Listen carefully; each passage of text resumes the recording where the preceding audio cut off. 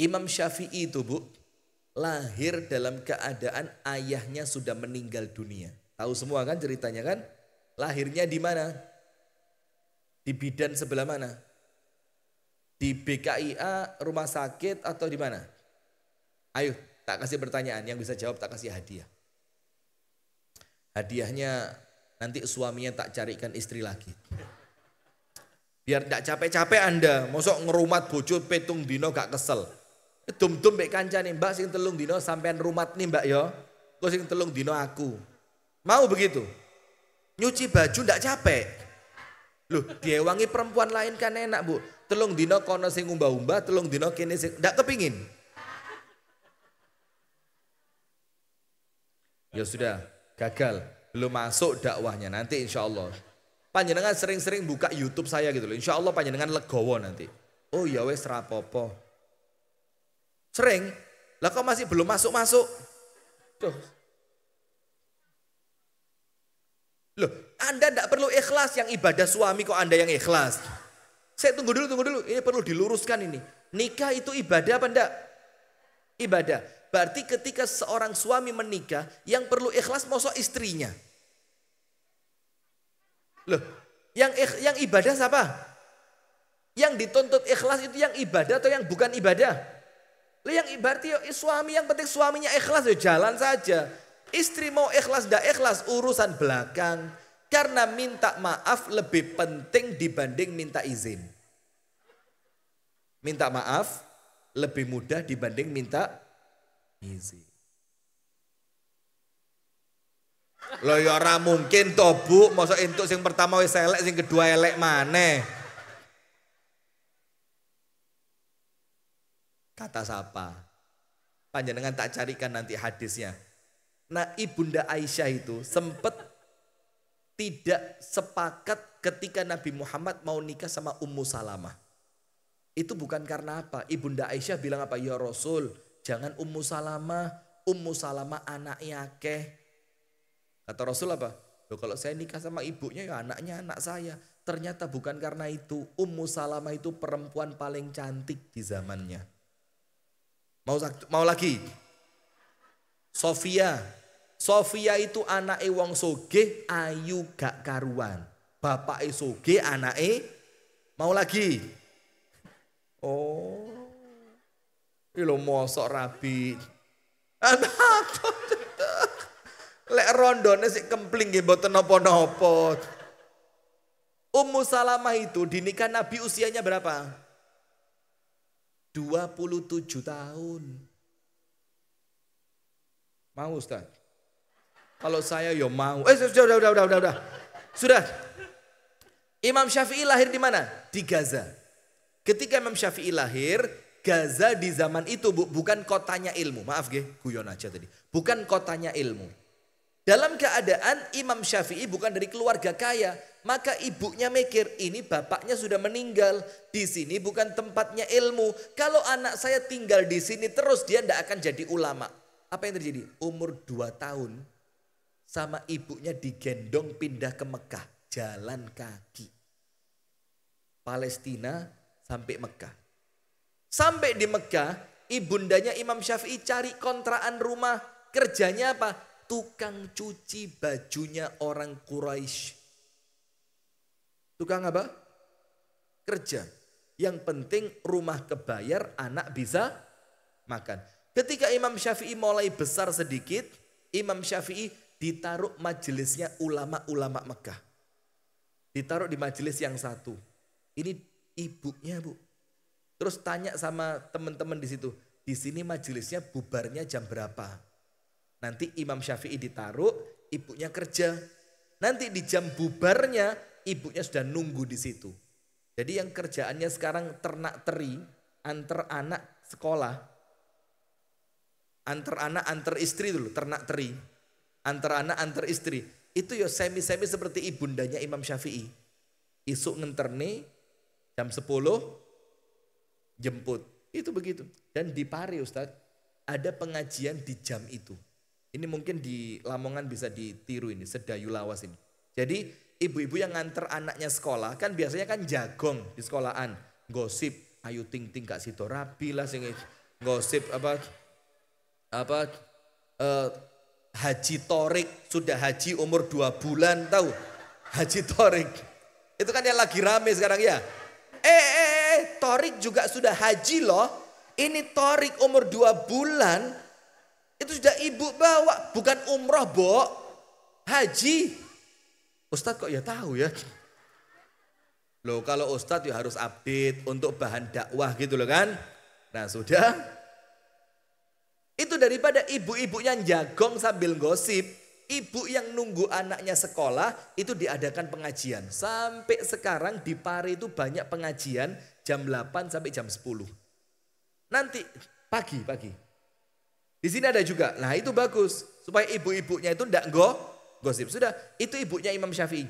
Sampai Imam Syafi'i pinter. Suatu hari Imam Syafi'i pulang sekolah nangis. Kenapa? Karena ada sekolahan bagus tapi khusus sekolahannya anak-anaknya wong soge. Jadi ibunya itu melihat Imam Syafi'i nangis. Kenapa nak kok nangis? Dari waktunya kurang sedikit. Anu bu, ada sekolahannya bagus, gurunya bagus, pelajarannya bagus. Tapi khusus bayarnya mahal yang bisa masuk orang-orang kaya. Kata ibunya Imam Syafi'i apa? Cok khawatir, berangkat. Berangkat. Diajak jalan anaknya. Tapi ternyata bukan jalan ke sekolahan. Jalannya ke pasar. Dijak tuku bangku.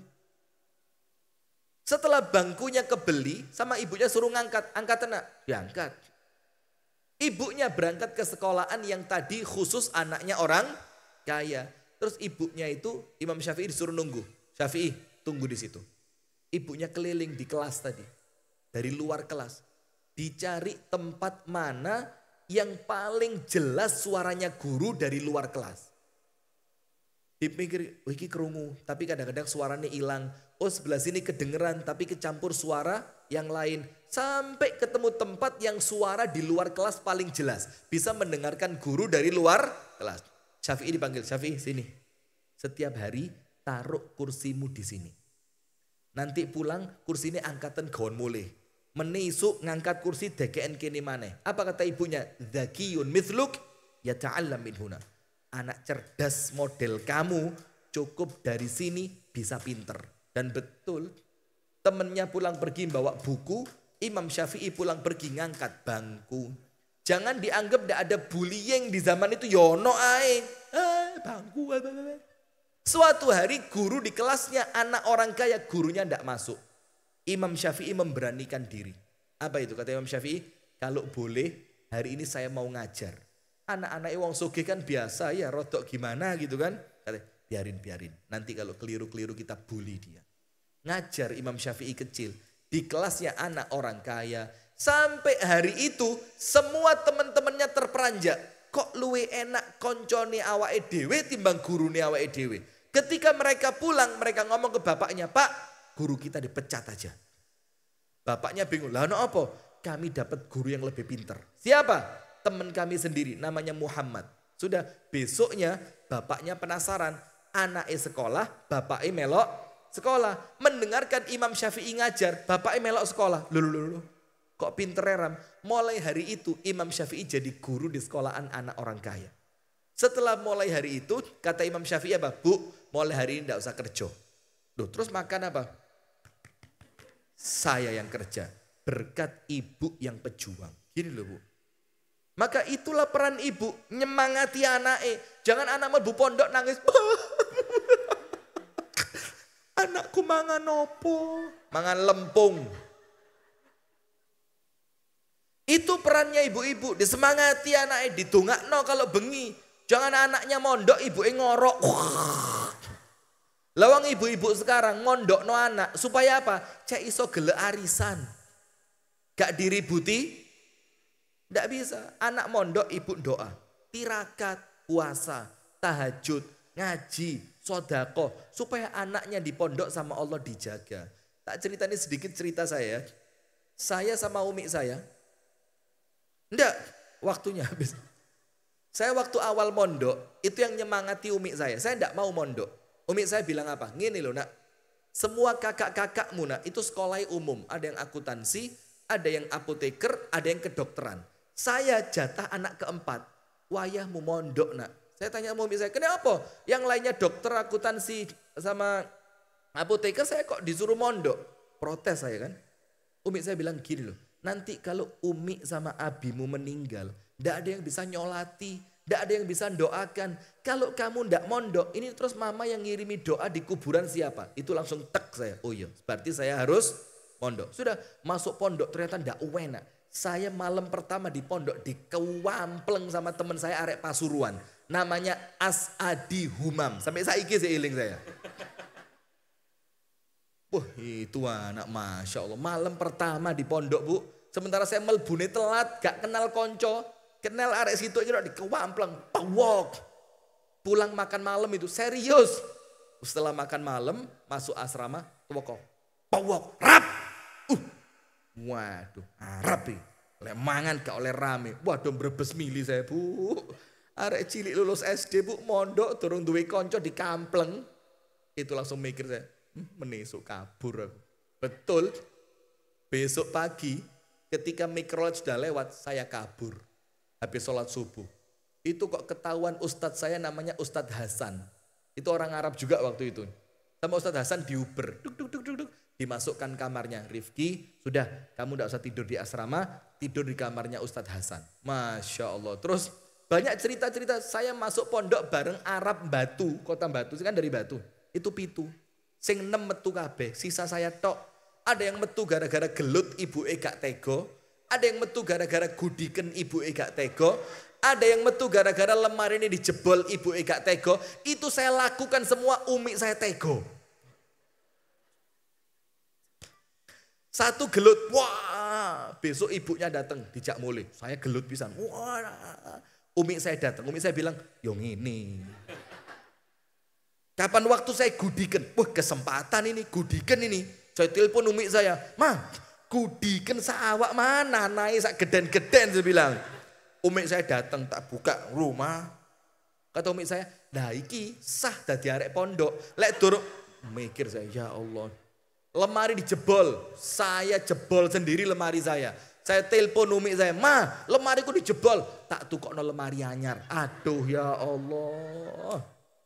Terus ketika mondok itu ibu-ibu, abi saya ndak pernah turun dari mobil di waktu kunjungan santri. Blas gak tahu mudun. Jerone hati mau mangkel saya. Bapak kok tego men. Aku gede awas sampean. Sudah, ndak pernah turun. Yang turun umi saya. Abah saya apa? Buka jendela mobil. Cuma ngene tok. Wes yo nak yo. Yo, tutup maneh. Gak kangen tabi anakmu. Jurune hati ini kan. Setelah saya lulus baru umi saya cerita. Kamu tahu ndak abimu kenapa ndak turun? Abimu nangis di motor. Kuatir lek mudun kamu ndak kuat dijak mulih. Tapi umi saya, waduh kau wereng. Lewemu kereng. Kau wereng umi saya itu, Masya Allah. Tapi ya alhamdulillah kan berkat umi yang seperti itu. Coba saya ndak mondok, saya ndak tahu sekarang saya di mana ini nasibnya. Kan begitu. Nah itulah ibundanya Imam Syafi'i. Sampai Imam Syafi'i jadi ulama besar. Suatu hari ketika Imam Syafi'i ke Irak. Ibunya Imam Syafi'i di Mekah. Setiap ada jamaah haji dari Mekah. Mesti cerita, bikin pengajian. Qala imamuna wa ustadzuna wa muallimuna Muhammad ibnu Idris Asy-Syafi'i Al-Ghazi Al-Makki. Kata guru kami Muhammad bin Idris Asy-Syafi'i, orang Gaza, orang Mekah. Ibunya krungu, lho kok koyo jenenge anakku. Dieloki maneh. Qala imamuna wa ustadzuna wa muallimuna Muhammad ibnu Idris Asy-Syafi'i Al-Ghazi Al-Makki. Lama-lama ibunya penasaran, itu yang kamu sebut siapa itu? Oh guru kami, orang Irak, pointer, top. Kata ibunya, namanya siapa? Disebutkan silsilahnya. Ibunya bilang, lo itu anakku. Orang mungkin. Sampai orang Irak tidak percaya. Setelah jamaah haji pulang, ibunya Imam Syafi'i pesan. Ngomong ya, itu anak saya. Bilang sama ibunya dia disuruh pulang. Sudah. Setelah sampai di Irak, jamaah haji cerita, kami ketemu perempuan perawakannya begini. Dia cerita katanya ibumu. Kata Imam Syafi'i, dia ngomong apa? Kamu disuruh pulang. Iya itu betul ibuku.